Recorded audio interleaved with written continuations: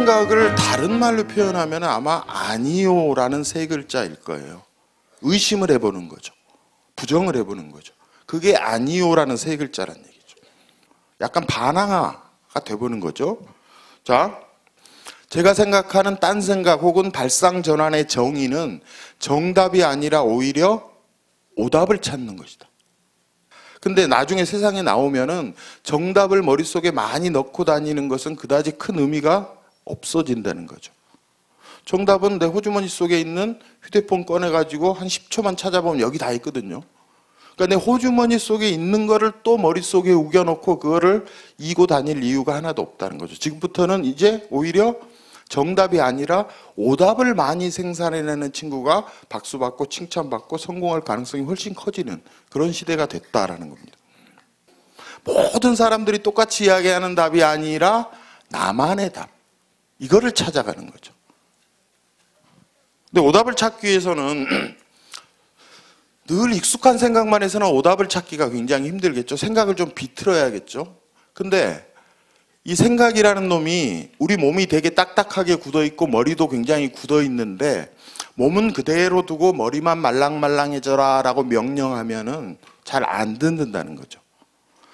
몸과 머리, 즉 생각과 생활, 이 둘은 일란성 쌍둥이처럼 굉장히 닮아있다 그래요.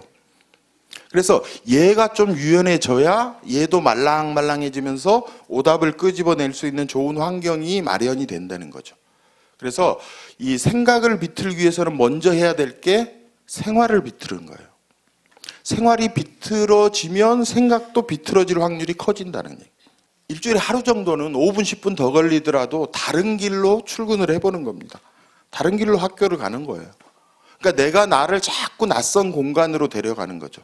낯선 공간, 낯선 시간, 낯선 사람에게로 나를 데려가야 거기서 새로운 인사이트를 만날 확률이 굉장히 커진다는 거죠. 매일 똑같은 집에서 술 먹더라도 또 일주일에 한 번 정도는 소주 7, 맥주 3 죽어보기도 하고 이래야 몸이 좀 유연해지면서 머리도 말랑말랑해진다. 우리 집들이 갈 때 무슨 선물하죠?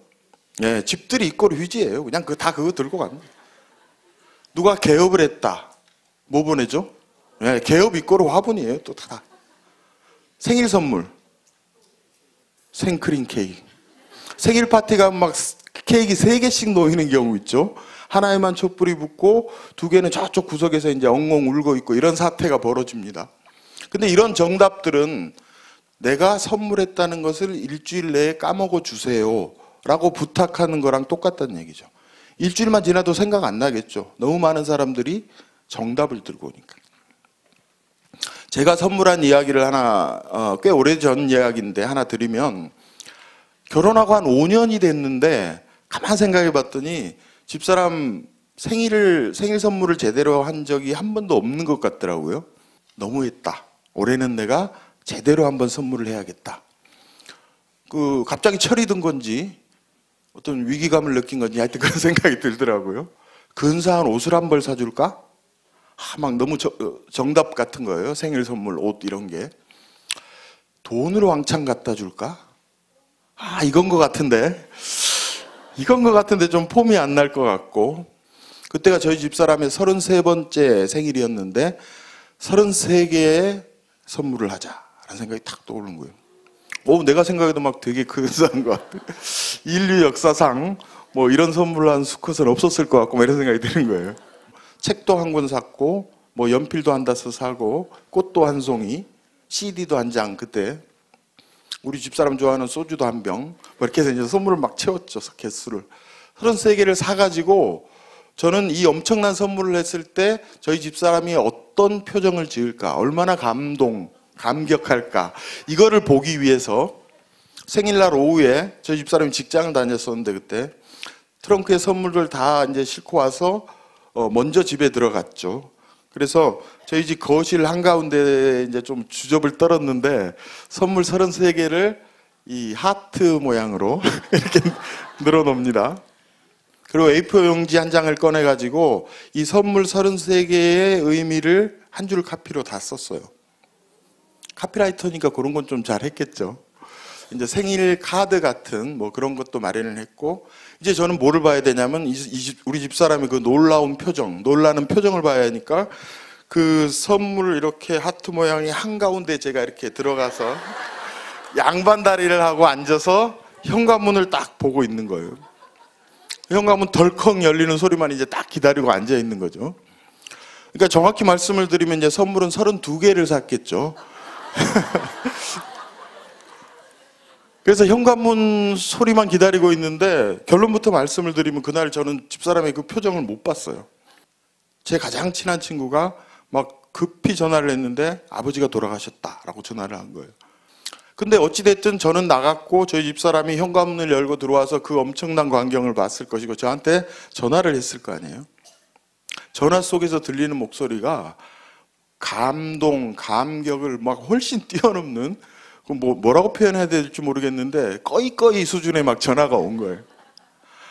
선물 32개로 너무 충분한, 33번째 선물은 전혀 관심도 없는 막 이런 전화가 오면 그 선물의 효과가 거의 10년 가까이 가더라고요. 그 다음에 생일, 됐어 작년에 잘했잖아, 이런 여진이 한 10년 가까이 갑니다. 왜 우리가 누군가의 생일날 33개의 선물을 하지 않고 늘 생크림 케이크를 사들고 가는가? 생각을 못해서 그런가?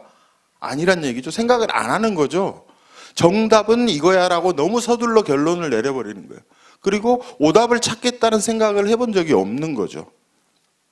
한 5분, 10분 투자해서 어떤 사람의 가슴에 평생 남을 수 있는 그런 기억을 선물한다.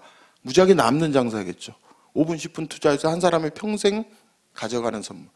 그거 해보자는 얘기죠.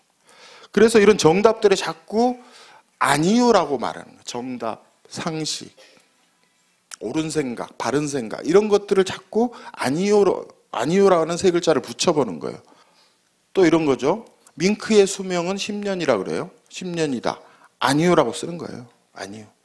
그래 놓고 생각하다 보면 밍크는 사람을 만날 때까지 살죠. 이런 문장을 찾을 수 있겠죠.